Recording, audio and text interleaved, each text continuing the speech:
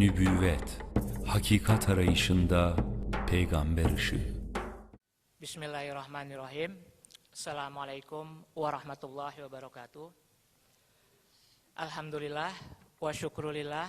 Assalatu wassalamu ala rasulillah wa ala alihi wa sahbihi wa mawalah. Amma ba'd. Honorable all the speakers here, and thank you for Prof. Judge Gregory for your giving me the time to deliver my paper under the title Significance of the Sunnah for Modern People, a study of the touch of Badi'uzzaman Said Nursi. Okay, here I would like to discuss three subjects: the meaning and function of Sunnah, the urgent problem of modern people in the view of contemporary experts' perspective, and the last, the significance of Sunnah in the view of Badi'uzzaman Said Nursi for modern people. Okay, because the time is very limited, I directly want to discuss or explore the first subject, the meaning and function of Sunnah. When we discuss about the meaning of Sunnah, most Islamic scholars have the same definition about Sunnah. Most of them define Sunnah as whatever the Prophet said, did, and also whatever his companions did, and he agreed to all of them.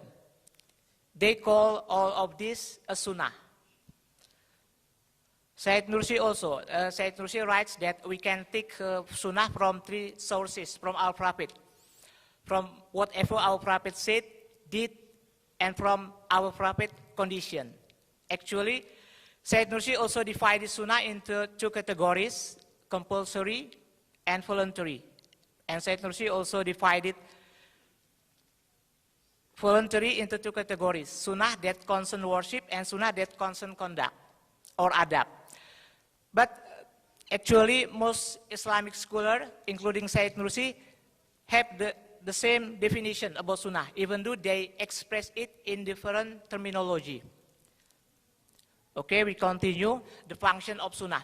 Actually, when we read Risalah An-Nur, there are so many functions of Sunnah, like in the phrases or in the letters. We can find out there are so many functions of Sunnah, but here I would like to mention some of them. Firstly, maybe a spiritual compass.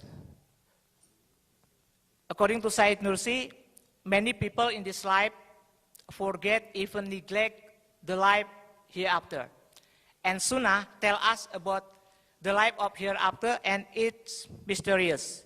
So Sunnah can become spiritual compass in spiritual journey towards the life hereafter. Next, as guidance to guide people to know and service of God. According to Said Nursi, even Sunnah can guide us to distinguish between what is good and what is bad, what is right and what is wrong, what is the mistaken path and what is the right path. Okay, as the best example for all human beings, in Quranic terminology we call it uswatun hasanah. For Nursi, Sunnah is the most acceptable, the most direct, and the shortest among the ways of obeying God. To establish balance, Said Nursi said that God created our Prophet in the most moderate form and in all his aspects. So our Prophet can show all of his action in moderate form.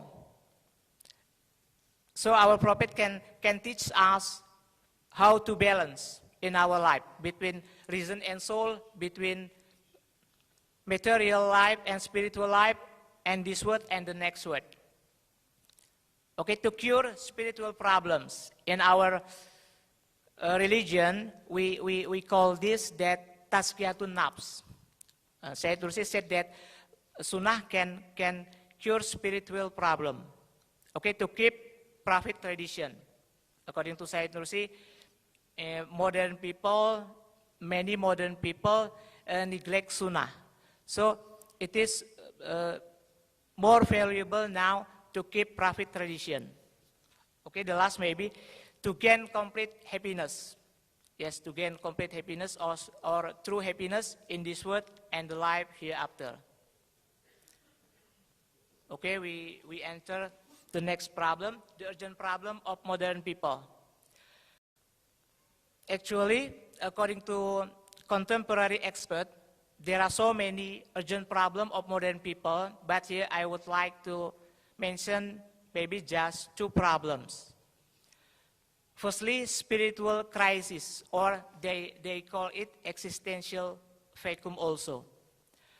There are some psychologists like Martin Seligman in his book, The Authentic Happiness.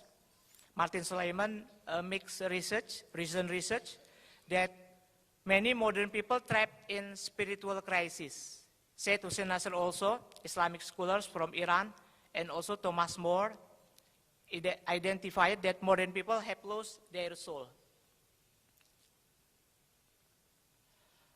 Okay, there is recent research from some psychologists like Dan Baker, David Mayers, and Daniel Goleman from America. The causes of spiritual crisis like pleasure-oriented or rich, money-oriented, and success-oriented.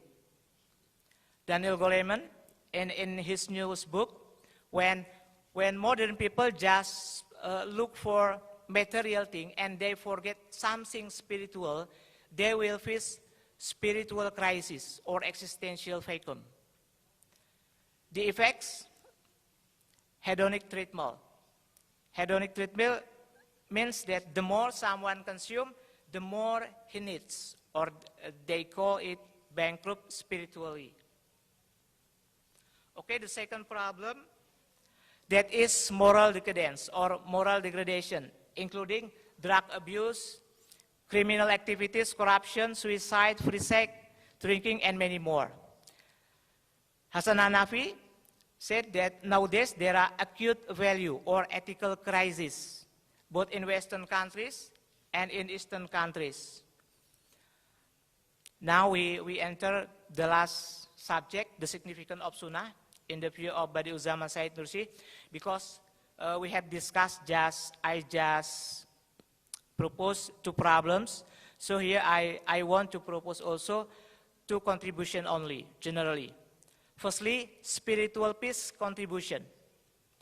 When we identify the problem of modern people, according to Said Nursi also, the intrinsic problem is modern people love and put their heart to this world only.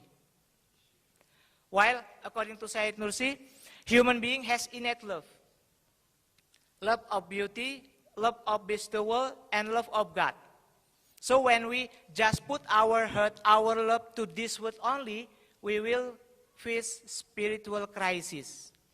Said Nursi gives, in this case, Said Nursi gives interesting analogy. According to Said Nursi, when we just love this world only, we like love the image that appears in the mirror. We can hold the mirror and we can look at the images of all things, of our house, our garden, our city, and our world, for example. But if the tiniest movement occurs to the mirror, all the images will be confused, will be destroyed, and will be distorted. That's why Said Nursi suggested us to love God only. But it doesn't mean that we cannot love other things. We still can love other things like money, our house, our family, delicious food, and so on, for example. But we can love all these things in the name of God. We can love all these things for the sake of God. Thus, when we love all these things in the name of God, it means that we love God too. But inside Nursi perspective, love of God has to be followed by following the Sunnah. Said Nursi based on verse Ali Imran 31, In kuntum tuhibbunallah fattabi'uni yuhbibkumullah. If you do love God, follow me, God will love you. From this verse, Nursi concludes, Since you love God, you will act in the manner He loves. To do that, you must resemble the one God loves. And He may be resembled by following Him, our prophet. Whenever you follow Him, God will love you too. Okay, the second contribution is ethical contribution. Syed Nursi writes that our prophet brought the divine message and gave the best examples in all aspects of life. Here also, Nursi based on some verses and hadiths, like Al-Qalam 4, number 4. Wa innaka la'ala khuluqin azim, and you Muhammad stand on an exalted standard of character. And some hadiths like Ada bani Robi fa ahsana ta'dibi. My God taught me good conduct, and how well He taught me. And also, I was sent to perfect morality. Innama bu'istu li utamima makarimal ahlak. This is a very popular verse. Okay, from here Syed Nursi declared that the Sunnah could become beneficial remedies for sicknesses of the spirit, mind, heart, and particularly for social sicknesses. Okay, in addition, Syed Nursi also writes that Sunnah has universal values because our God sent Prophet Muhammad to all peoples, all countries, and all the time. Here also Syed Nursi based on several verses like, we have not sent you but as universal messenger to men. Wama arsalnaka illaka fatalinas. We have not sent you but as a mercy to all the worlds. Wama arsalnaka illa rahmatalil alamin.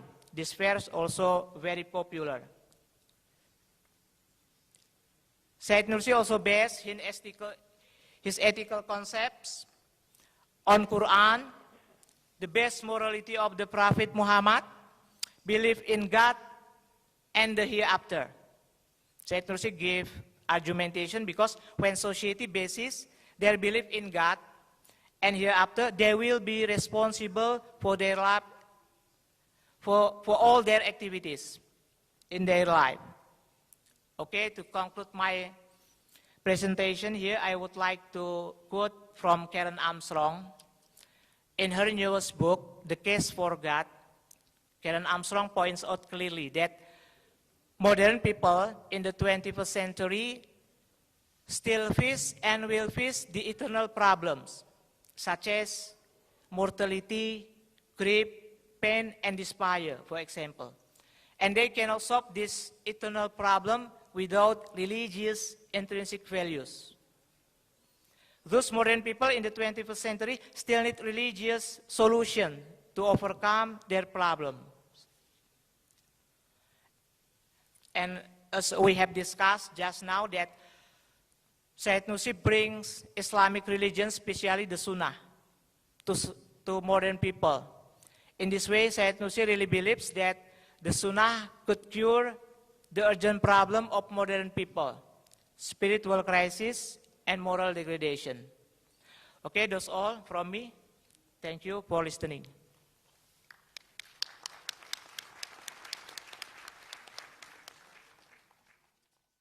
İstanbul İlim ve Kültür Vakfı